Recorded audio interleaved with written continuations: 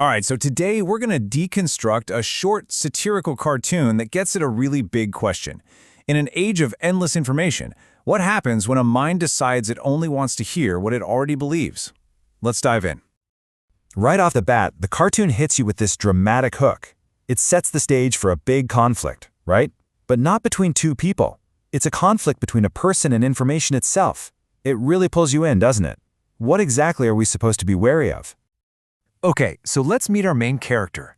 The whole thing centers on this guy named Marco, and he's pretty much defined by one very specific, very satirical feature, his huge, peanut-shaped head. Now, the cartoon lays out its core idea right away. This peanut brain, it's not about being smart or dumb. Not at all.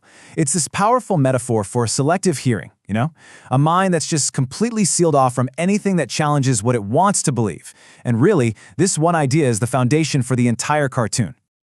The showdown starts almost immediately. We see Marco sitting at his desk, and then bam, he's faced with history. But not in some dusty old book. Nope, it's coming at him on these slip, floating digital panels that are just demanding his attention. And what's really crucial here is the kind of information he's being shown. The cartoon is super specific about it. It lists these complex, often violent historical events from the Arab-Israeli conflict. I mean, these aren't simple little sound bites. This is deep, challenging stuff that takes real effort to wrap your head around. And his reaction is just brilliantly illustrated. Instead of trying to engage with it, he has this visceral, almost allergic response. The glowing red head, the steam coming out of his ears, that's classic cartoon shorthand for overload and reject. His brain isn't processing, it's short-circuiting because the information just doesn't fit the pre-approved story. It's cognitive dissonance visualized.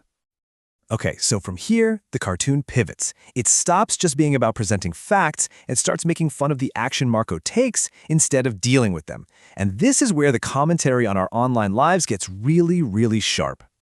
This breaks it down perfectly. On one side, you've got the hard work, actually grappling with decades of really difficult history. And on the other side, the super easy, frictionless action, just clicking a heart on a simple comment.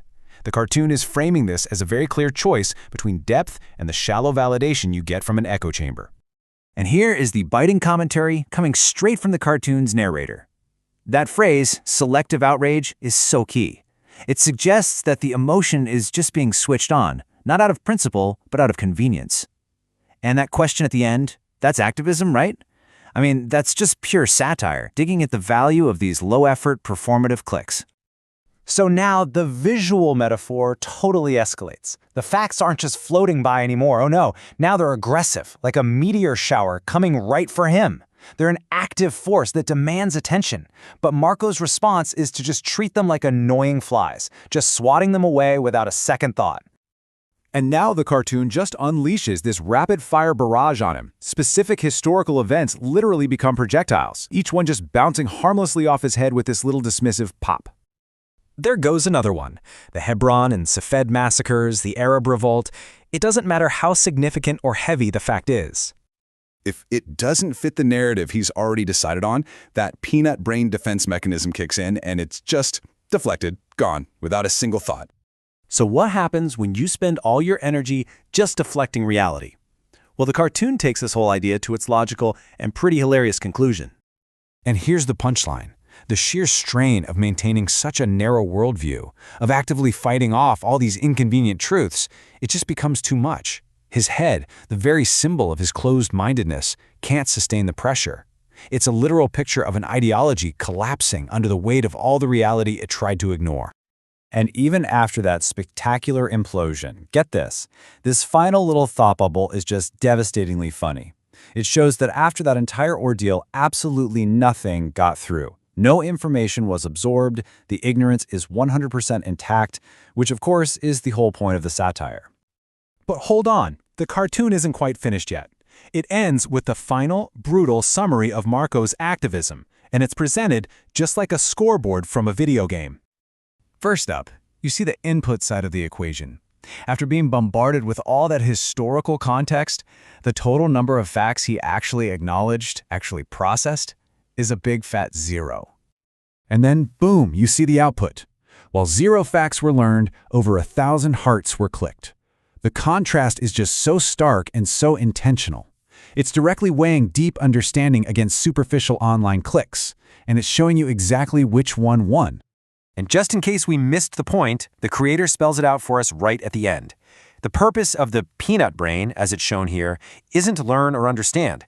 Its main job is to filter reality in a way that maximizes outrage.